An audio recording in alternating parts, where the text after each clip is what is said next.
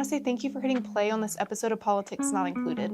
I have just one thing to ask of you as you listen to this conversation. The goal of this show is to start bringing the humanity back to politics. And in order to do that, I need you to listen to this person's perspective with an open mind. This season, we're going to hear from candidates on both sides of the party aisle, as well as independent candidates. And I'm hoping that through these conversations, you'll get to know the people behind the campaigns and get to know the people that will appear on your ballot in August and again in November. And if you have something that you feel like you want to say that you wouldn't say if you were sitting in this room with us, I'm going to ask you to keep it out of the comments. We're here to genuinely get to understand somebody's journey and perspective. In order to accomplish the goal of this podcast, we need to go into this with an open mind and avoid attacking one another. Now, let's get this show started, and I'm excited to introduce you to the person that you'll get to know a little bit better today.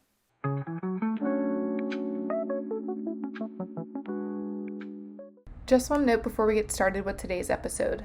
All candidates have been invited to appear as a guest on Politics Not Included. On today's episode of Politics Not Included, I'm joined by Ethan Corson, who is one of the Democratic candidates for governor in this 2026 election cycle. Senator Corson, welcome to Politics Not Included. Thank you. Thanks so much for having me. This is a really neat idea, and I'm really glad to be a part of it. Yeah, I'm excited you're here. I know you and your team have a very busy day today. You traveled in and have a packed day, so I appreciate you squeezing us in to have this conversation. Yeah, we're glad to. I'm really looking forward to hearing your backstory and what kind of led you down this path and ultimately to run for governor. So to get us started in understanding who you are, could you tell us first what your life looked like before you first ran for office in 2020? Yeah, so, I grew up in Kansas, grew up in Johnson County, and as a kid, this is probably the last thing that I ever thought I would be doing. Yeah. To be honest, as a kid, I was totally obsessed with baseball. Mm-hmm. That was my mom jokes that was the only thing I wanted to do from the age of 5 to 22 was baseball. Yeah. And so I had a huge passion for baseball growing up. That took me out to Garden City Community College in Southwest Kansas on a baseball scholarship. That was a really life-changing experience. It was a wonderful opportunity to see all parts of Kansas. We traveled by bus all around the state, so there's probably not a town in Kansas, large or small, that I haven't played baseball in at some point. And so I also really matured during that experience. It was my first time away from home, being far away. We were 6.5 hours away. And, I think the teachers, the coaches, the teammates I had there really helped really put me on a really strong path. I was able then to complete college, finish my bachelor's degree, went to law school. Then I went to Washington, D.C., where I served as chief of staff of the International Trade Administration at the U.S. Department of Commerce. And when my wife, Jen, and I got engaged, we wanted to move back home to start our family here in Kansas. And our first son, Isaac, was born in 2019. And I remember watching what was going on in the legislature at that time. And there was just so much focus on these culture war issues that I think really are meant to try to divide us. And I thought about being a new parent and the conversations my wife and I would have and the conversations that we would have with other couples of young kids. And it was about the schools in our community, the cost and the accessibility of childcare, challenges around buying your first home. We didn't buy our first home till I was in my mid-30s. And all completely normal conversations. How do you balance work with raising kids? And I feel like the legislature was not at all focused on those. So I decided to step up and run for the Kansas Senate in 2020 to really just bring a voice of what many families in Kansas are experiencing, but that I think is too often not heard in the legislature. So those are the kind of issues I've been focused on in the Senate, those affordability, kitchen table, type issues, things that improve the lives of working families. And that's what I've spent the last 6 years working on and want to continue that work as governor. Yeah, that's a lot to unpack there. The first thing I think is incredible is that you ran for office with a, 1-year-old? Yeah. What was that like? I have a 4-year-old, so I understand the chaos of, it's beautiful, but chaotic. Yeah. And you took on, I'm going to run for the Senate, Kansas Senate. Yeah. So I will top that even further because not only did we have a 1-year-old, it was during the pandemic. Okay. So it was completely crazy. I remember, so I announced my campaign in October 2019, and we were just kind of getting our momentum going. We had a lot of stuff scheduled, and we thought the beginning of 2020 was going to be a really big year. And obviously the pandemic hit, everything shut down, and I remember just sitting at home one night thinking, okay, there's 75,000 people in my Senate district who need to know who I am, and I'm not supposed to leave my house. So like, how is that going to work out? So we tried a lot of creative things. Obviously it worked out, and I would say that the only thing positive that happened was we were able to spend more time at home with our 1-year-old because we were working remotely and things like that. So we were able to bond with him and spend more time. So that was a blessing. During that time, were you also working full time? Because you're a lawyer. Yeah, by training, right? I was practicing law full time, and so it was a very busy period. Yeah, it was very busy. A lot of late nights, a lot of early mornings, not a lot of sleep, but it was worth it, and we all made it through, and it turned out really well. Yeah, it's crazy how I bet if you think about going into that experience, knowing like COVID's going to hit, you have a young child at home, you're working a full-time job, you may not think, oh, I'm going to do this because it's just so much to look at. Yeah. But as you're in it, you're like, okay, we just figure out the next way forward. Yeah. To get through it. I mean, I think, you maybe relate to this. I think, any parent of young kids, like, you just have more energy and more stamina than you realize. Yeah, you do. Because you have to. Yeah. There's no other option other than doing it. And so you're able to just kind of push through it in a way that you never probably would have thought you could do before you had kids. Yeah. Who knew waking up at 6 a.m. was a viable thing that you do every single day of your life, and you're fine. Like, you adapt. Exactly. And I also kind of want to talk about baseball for you. So I grew up playing softball, so I understand, in the same realm, it consumed my life. It was literally all I did. I missed vacations to play, and I think it had a huge role in shaping who I am and my work ethic and playing on a team and things like that. How would you say that playing baseball for you kind of shaped who you are today, and it's still instilled in you? That doesn't go away, those experiences. Right. No, it doesn't. It's really a part of who you are. And I always think it's funny, I don't know if you would relate to this, but I remember when I was playing and a coach or my parents would say, this is really teaching you a lot about life and these lessons that you'll apply later on.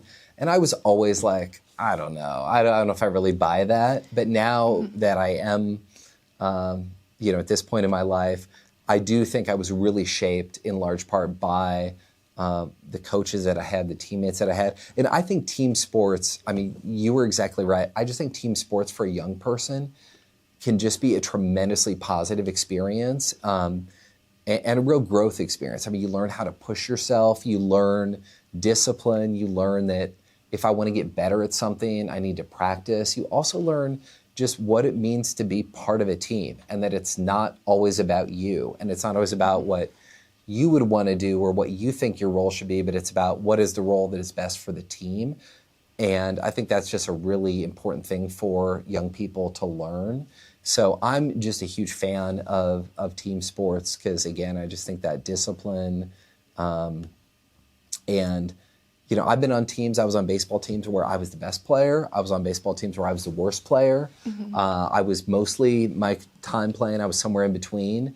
But with every team and every year, you kind of have a slightly different role in adjusting that. And I was lucky. I played for Bill McDonald, who our records aren't perfect, but best we can tell, he's the winningest high school baseball coach in Kansas history.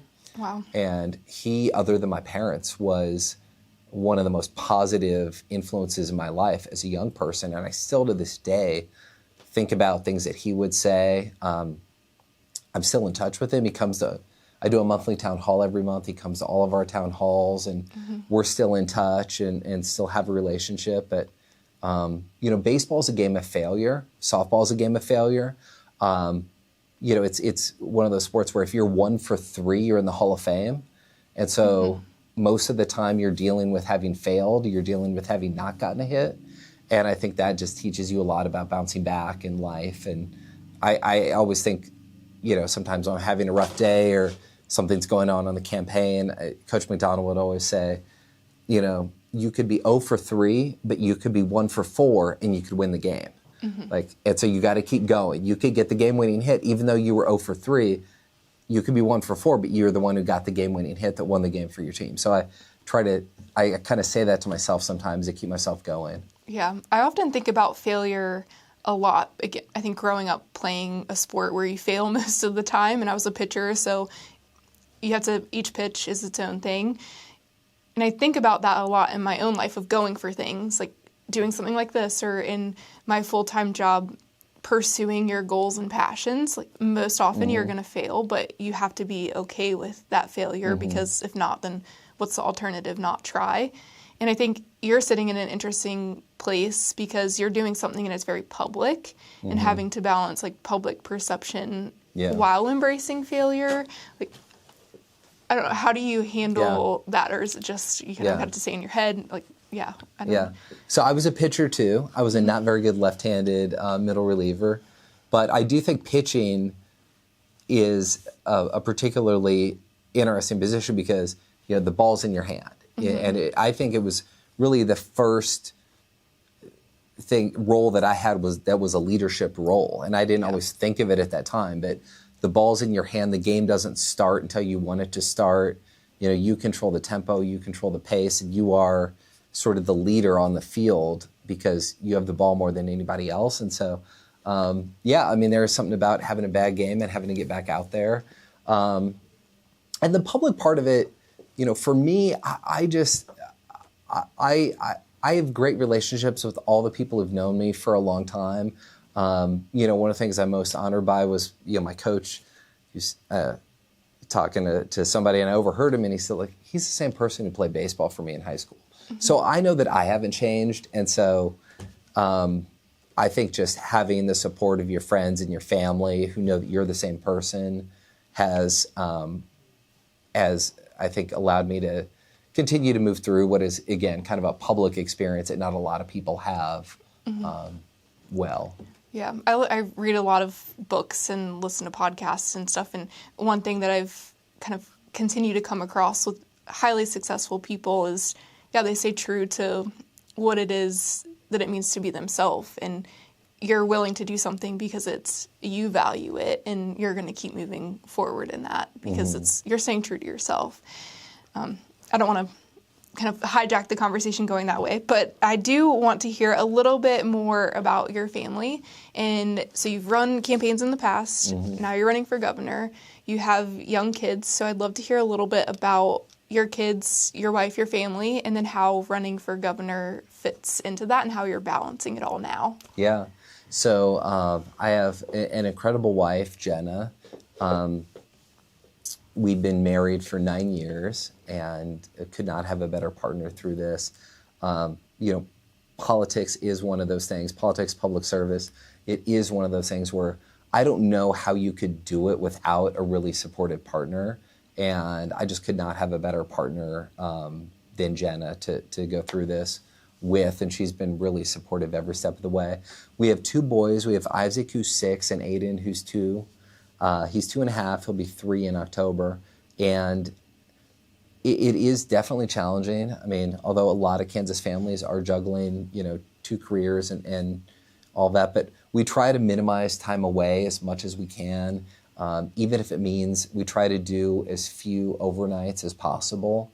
So even if it means getting back home really late, I try to do that versus spending the night somewhere, because that way at least I can be there in the morning for breakfast and get them ready for school and have that time with them. So try to just cherish every moment that we have with them. A lot of my personal hobbies have gone by the wayside because between the campaign and family, but really every moment that we're not campaigning, I try to spend with them as much as possible. And they've handled it really great. And I think that there is, and this could be a rationalization on my part, but I do think that in some ways it's easier to do this with younger kids because they're shielded from a lot of, I think, the negative parts of politics. Whereas I think if you have older kids who are are a little more aware of everything. I think that could in some ways be harder. So I think about that maybe as challenging as it is, this is actually a good age to do it because they can just see kind of the fun parts of it. Mm-hmm. Do you think that they can grasp a hold of like what it is that you're running for and what it is that you do during the day, or it's just normal to them, I guess, because they've grown up around it? Yeah, it is normal to them. Our son has been at both of the times I got sworn into the Kansas Senate, our oldest. It's certainly our oldest, I think, has a broad sense of it.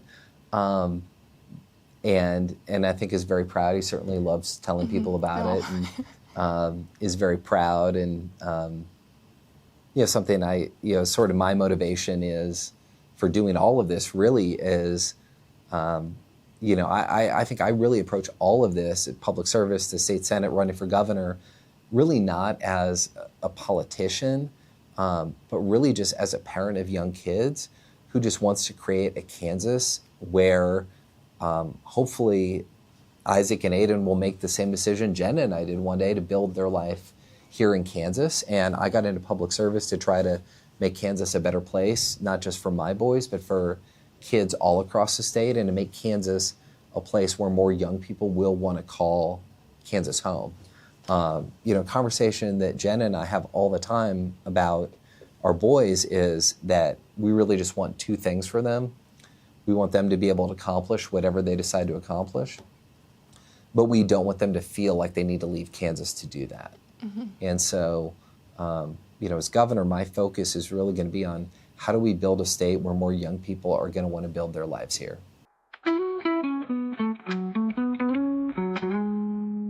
Just a really quick interruption from the conversation that I hope you're enjoying.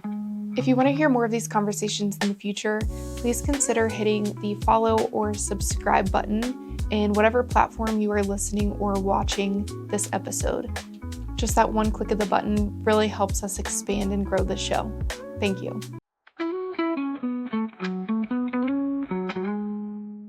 Mm-hmm. And speaking of being young, you recently posted on social media that you would be the youngest Democratic governor in the country. What do you think a younger governor brings to the table in terms of like governance and leading the state? What do you think that the value of having a younger person in that seat is? As we've traveled Kansas, folks have been really excited about the idea of having a younger generation of leadership, of having fresh set of eyes on these long running challenges, of having just a perspective of a younger leader. And so I think it really is an important perspective to have, because I think ideally you want your governor to be experiencing the same things that so many Kansas families are dealing with. So, the cost of childcare. I mean, we've been struggling with childcare accessibility and affordability for the past 6 years. Public education, I'm a product of Kansas public schools. Our oldest is now in public schools. And the challenges around education with technology and things like that are just fundamentally different than they were even 10 years ago. So I think having somebody who's, kids in school, is in a school, understands what those conversations are like with other parents. It used to be that you could buy a home in your 20s. Now the average age of a first-time home buyer is 40. My wife and I didn't buy our first home till I was in my mid-30s. So just, every month we make 2 car payments, we pay our mortgage, we're both still repaying our student loans, all at the same time while paying for childcare, trying to save a little bit for our boys. Again, all experiences that so many Kansas families are going through, but if you look at the legislature and you look at most leadership positions, that's just not at all represented. So I think there's an advantage to have somebody who, I was on the floor at 6 a.m. today changing a diaper. And I think having a governor who has that perspective is just really important. Mm-hmm. And speaking of your leadership, if there's somebody that is listening to this that doesn't know who you are and asks the question of what kind of leader is Ethan Corson, what would you say to that person and how would you answer that question? Yeah, I've always been a bipartisan, solutions-oriented leader who's really just focused on, and I think one strength I have is I think I have a unique ability to try to bring people together to solve big problems. And I think that's the kind of leader that I have been in the Kansas Senate. In the Senate, I've been one of the most effective bipartisan moderate state senators that we have, and have worked really effectively with members of both parties. And I think I, again, just have an ability to put party aside, put politics aside, and really try to find common ground on these issues that we need to solve as a state, and can move us forward together. Mm-hmm. In terms of like bringing people together, there will be cases where you disagree with, like, everybody has their own held beliefs, and it may differ from what the public perceives as best. How do you go about, in the few chances that the public may want something that you may disagree with, like, how do you balance the things that you want versus what the public wants as a whole? And, like, are you able to make decisions on behalf of the public and kind of leaving what you think is best out of the decision making? Yeah, the thing that is most important to me is to be a governor for all Kansans in all parts of the state. And so that has really been, from day one, the way that we have conducted our campaign. We've driven over 17,000 miles on my Ford Edge. We've gone to nearly 50 unique cities, almost 40 different counties. And so really our campaign is just built on listening to Kansans. And so on those stops, we've been everywhere, from the furthest western part of the state to down by the Oklahoma border to up by the Nebraska border and everywhere in between. And it's really been premised on just listening. And so we've sat, whether it's at coffee shops, in church basements, in union halls, with teachers and nurses and firefighters and cops and union members and small business owners, asking them, what is going well in your life? What are your challenges? And what do you think that state government should be focused on? And that's really what I'm going to take with me to the governor's office next year, is the collective perspectives that I've gained from, again, being in every part of the state, talking to all Kansans of all parties, from all different kind of backgrounds, about how working together we can move the state forward. Mm-hmm. And you mentioned, correct me if I'm wrong, that you do town halls now, like monthly. Is that where people can just come in and talk to you? So you're kind of implementing that type of approach currently? Yeah. So I actually started that when I first got elected to the Kansas Senate. I got sworn in 2021, and I'm really proud of this statistic. I've had a monthly town hall every single month I've been in office. So we just completed our 63rd consecutive monthly town hall.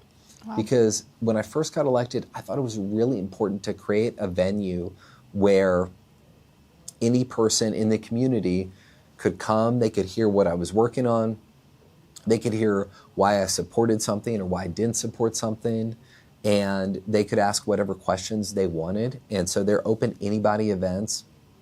And we really didn't know what the response would be when we started it.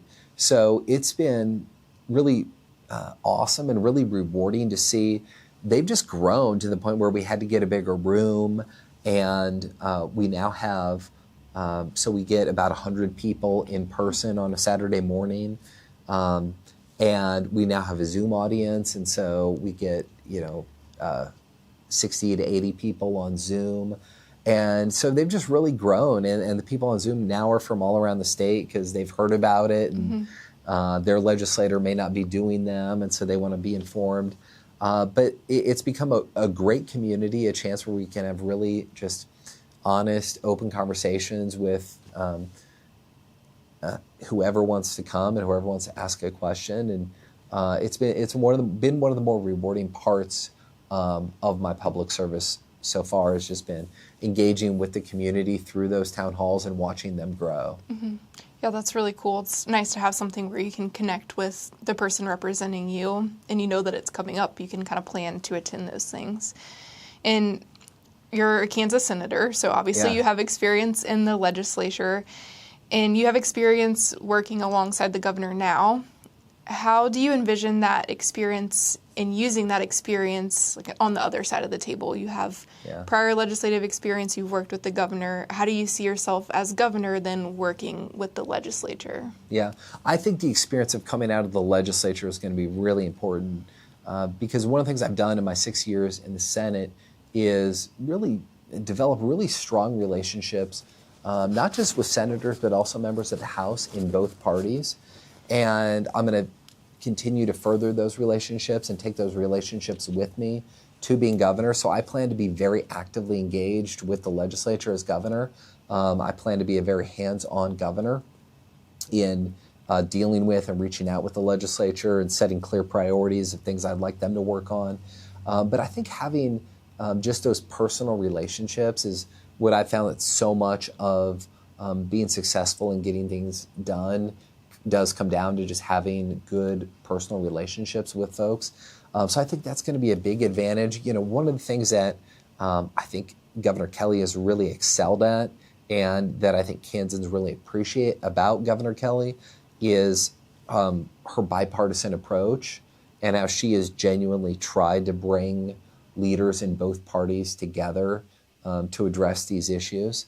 That's something I want to continue as governor. I think she sees that leadership style in me, which is one of the reasons that she has endorsed me in this campaign. Governor Kathleen Sebelius has endorsed me in this campaign because, again, I think that they understand that I have an ability to work with both parties to move the state forward. Mm-hmm. And so is kind of building the relationships the foundation for that? I'm just envisioning, like, as governor, you have people in the House and the Senate that do have some people have really extreme views, some people don't. You have people, you're dealing with people all over the political spectrum in that regard. So then how do you plan to bring people together to move forward as the leader of Kansas? Yeah, I think it's two different things. I think, number one, something that I've always tried to do in public service is I've always tried to never personalize disagreements. You know, I think that we have, I'll just use the Kansas Senate as an example.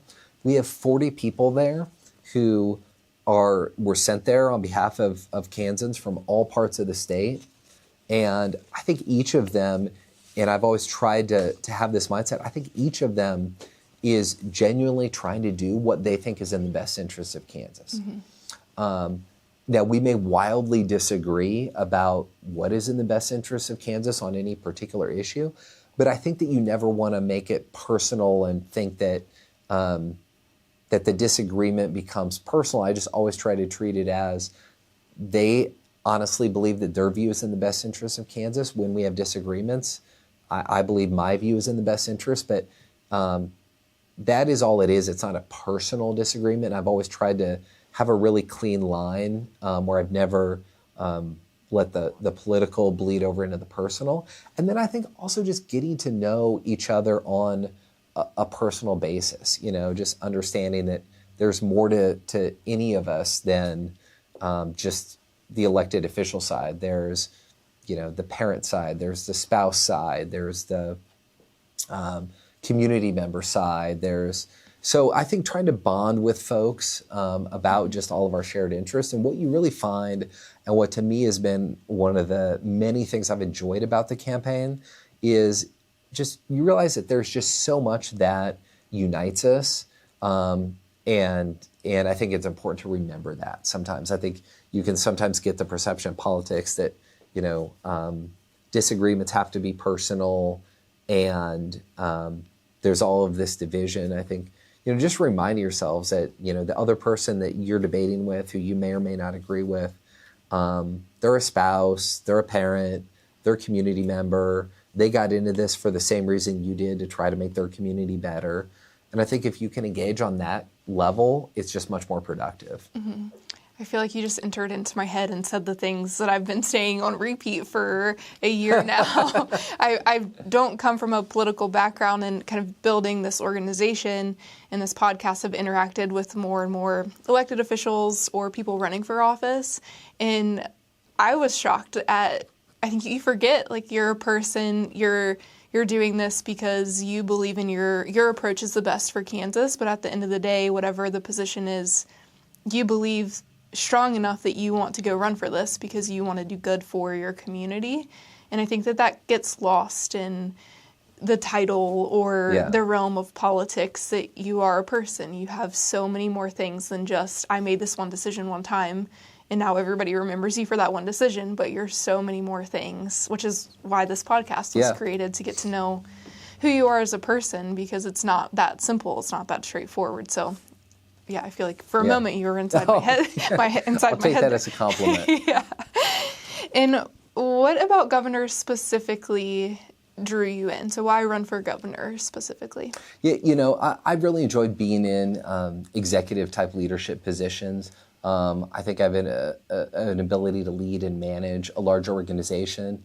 When I was chief of staff of the International Trade Administration at the U.S. Department of Commerce, for example, we were a 2,200 employee organization spread across 105 U.S. cities and 78 different countries. We had employees in every single time zone around the world, had an annual budget of over $500 million a year.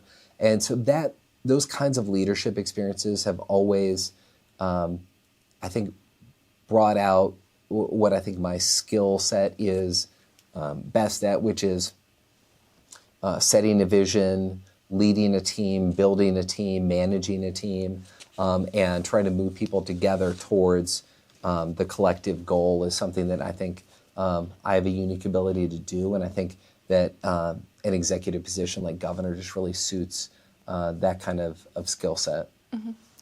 And for this race, you have to have a lieutenant governor to file. Yeah. So how are you going about looking for the right running mate, and what kind of qualities are you looking for in that person? Yeah.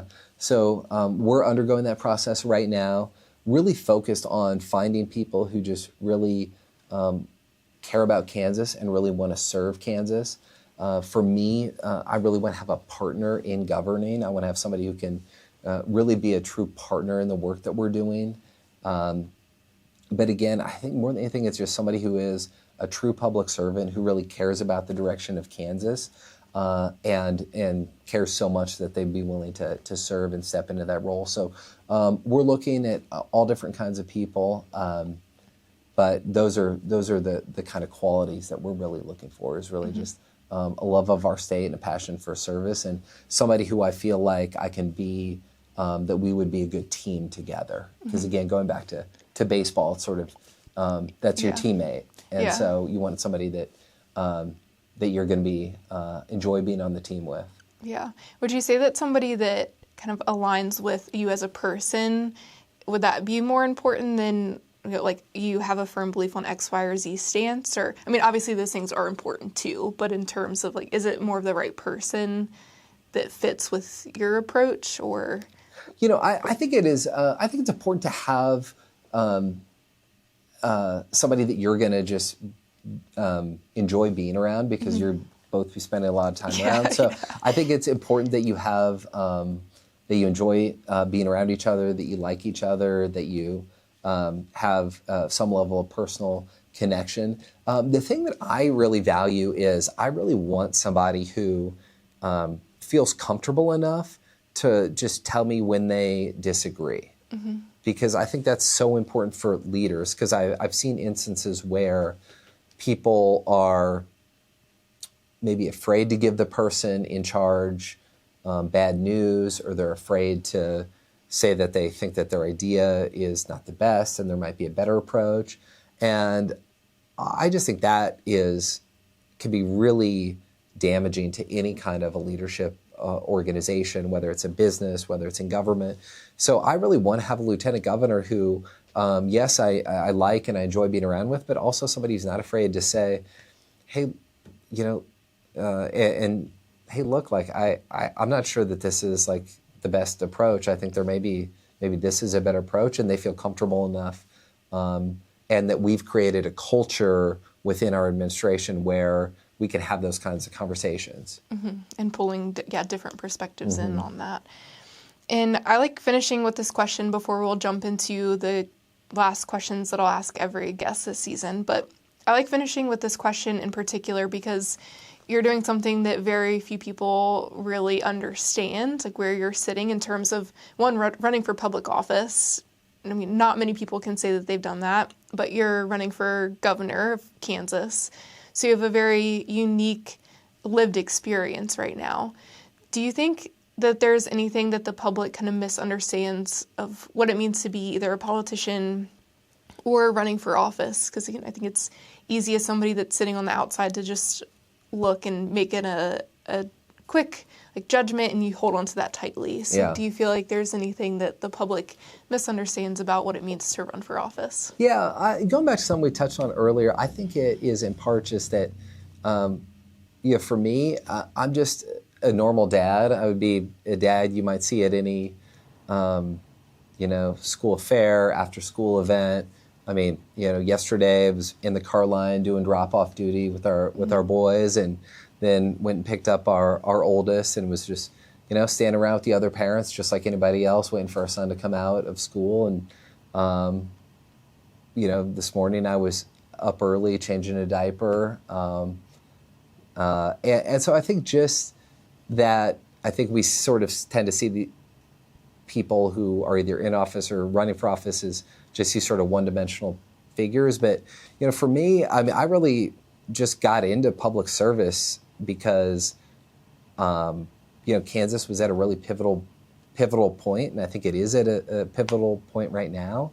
And I just wanted to take what background, experience, and skills that I had and use it in a way that would make the state a better place, not only for my kids, but for kids all around the state. And that's what drew me into this, and that's what I hope the campaign will continue to bring out. Mm-hmm. And one kind of follow-up on that you're an elected official now, so the public knows who you are. Have you felt a shift at all in running for governor in terms of, if you go to the grocery store, have you noticed a shift in how the public or even your friends or anything interact with you at all? Or yeah, well, I'll tell you one thing. I've had to start dressing nicer when I go out in public. Yeah, you can't go to the grocery store in sweatpants.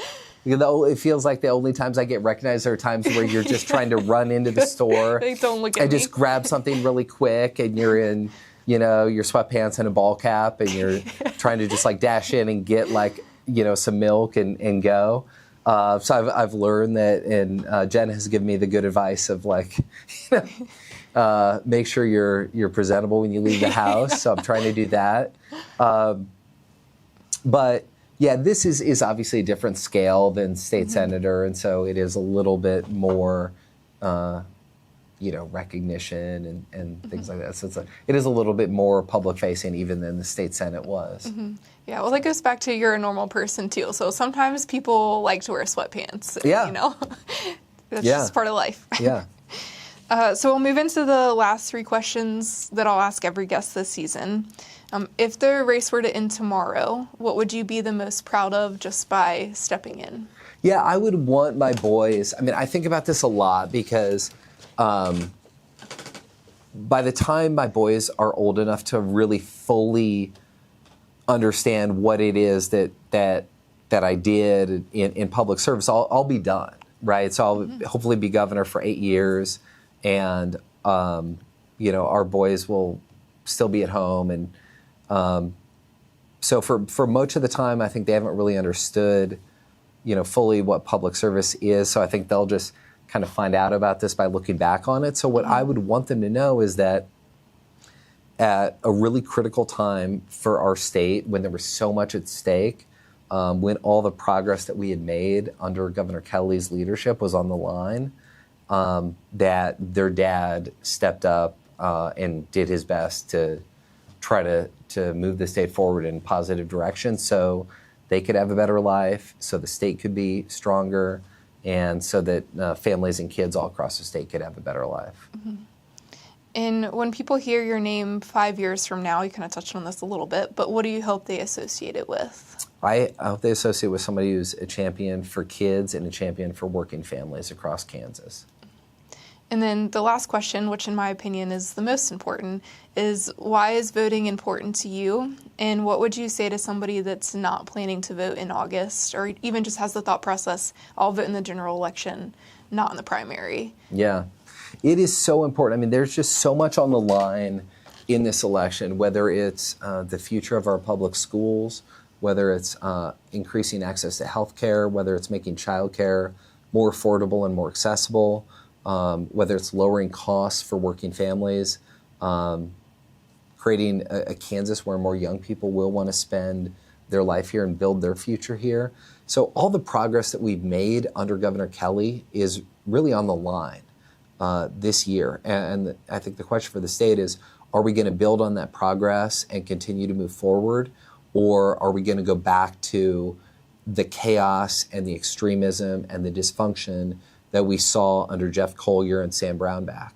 And, I think it's clear that by any conventional metric, our campaign is the strongest. And I think if you look at our support, whether it's Governor Kelly, Governor Sebelius, Planned Parenthood, Labor, that we're the only campaign who can win in November as a Democrat in a statewide election.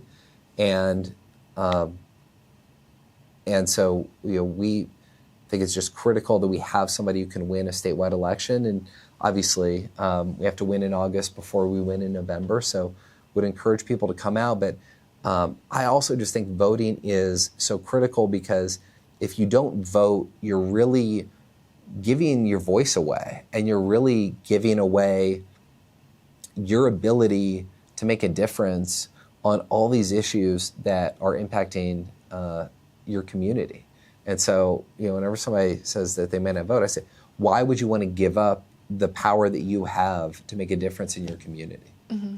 And kind of feeding off of that a little bit, and touching on the youngest Democratic governor, the younger demographic, I would say, historically is the least likely to participate in elections. And I know that you're reaching out to younger demographics too, but why do you think that is, and what would you say to somebody that's younger? Like, you can't not participate, go out and vote, it matters. What would you say to somebody that's younger? To younger people, I say that they actually have the most at stake.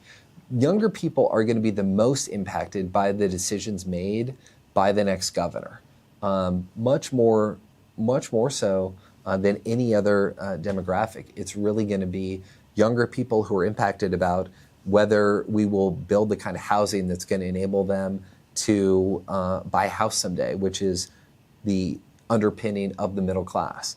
Whether we're going to have a governor who's focused on bringing the kind of jobs and businesses into Kansas that will keep them here and create really exciting, good-paying careers for them. Whether we're going to make sure that the schools that they're going to have the resources they need for them to thrive.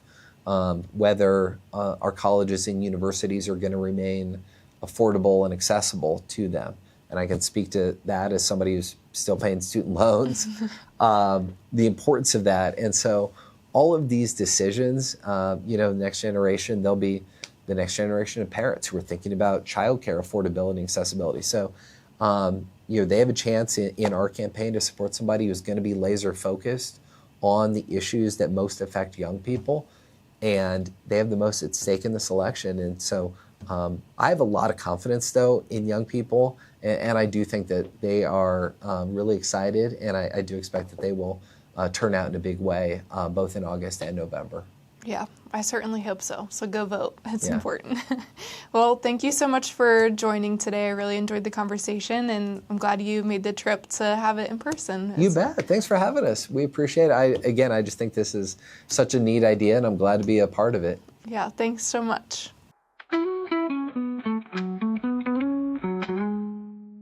Thank you so much for listening to this episode. I really hope that you enjoyed and learned something from this conversation. Politics Not Included is hosted by the Transparent Campaign Initiative. We are a 501c3 nonprofit organization, and if you did enjoy this show and want to see this organization continue to grow, we would really appreciate if you would consider making a donation or follow us on our social media pages. That support helps us grow as well. The links are in the show notes. Thank you.